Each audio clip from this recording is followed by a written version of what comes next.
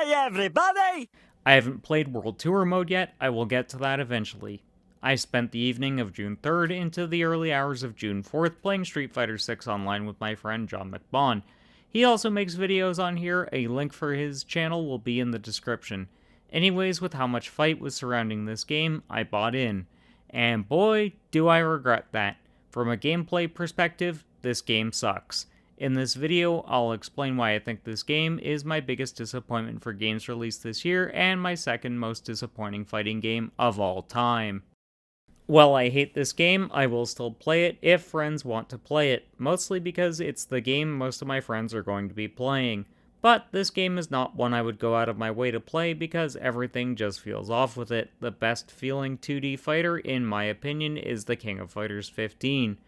So why do I feel Street Fighter 6 feels off? Part of it comes down to the mobility options, or lack thereof. KOF at least has a roll mechanic on top of jump-ins and dashing. Street Fighter lacks this option, and it hinders it. I get not all 2D fighting games will have this option, but with how aggressive Street Fighter 6 is trying to be, you clearly need this mechanic in the game to give players more options for getting in and getting out, and dodging big attacks.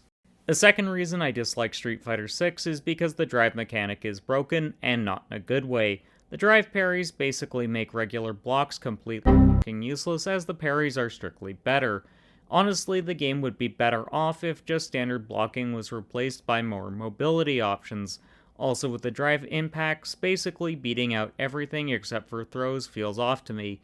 Basically, it feels like a comeback mechanic if you're seriously After experiencing this bullshit, I can fucking understand why people fucking hate comeback mechanics. They are fucking bullshit.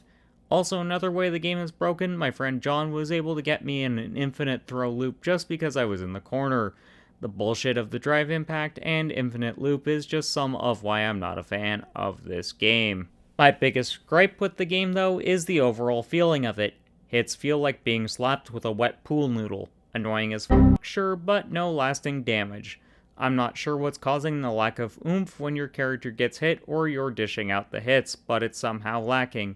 With KOF 15, Soul Calibur 6, and other fighting games I actually prefer playing, the impacts actually feel weighty and not like I'm just some fucking idiot mashing buttons in front of my TV. Are you making fun of my playstyle? But that was a big fucking turnoff for me when it comes to Street Fighter 6. I actually felt cognizant of the fact I was mashing buttons.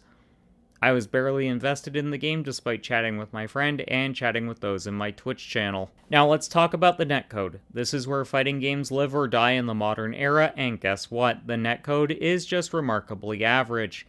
I felt the rollback frames hard at points, and I'm in the same country as John. Admittedly, he's on the West Coast, and I'm in central Canada, but still, that is unacceptable. To date, the best examples of rollback for me are Garo Mark of the Wolves and the King of Fighters 15. The rollback in Street Fighter 6 just barely feels better than delay-based netcode. Also, it wasn't just an issue when fighting John. Against other opponents, I also noticed the netcode being sluggish.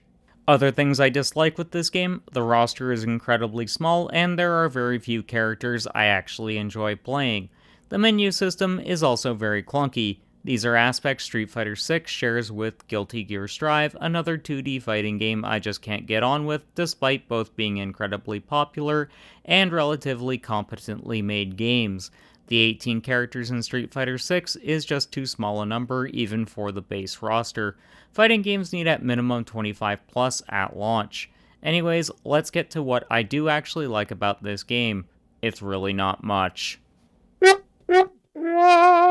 What I do like about the game is how easy it is to pick up and play. Players of all skill levels will definitely be in it until the end, but this is mostly down to how fucking broken the drive system is.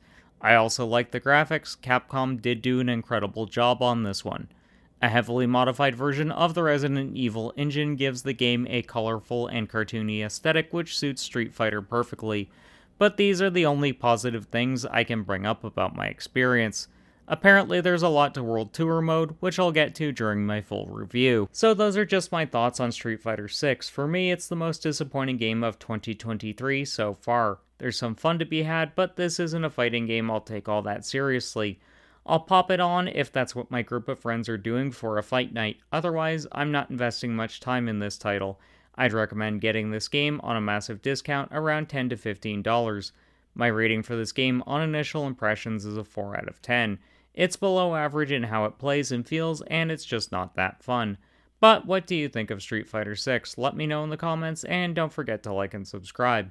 Want more of my initial impressions? Check out my video on Live Alive, or if that's not your speed, you can check out my review of the King of Fighters 15.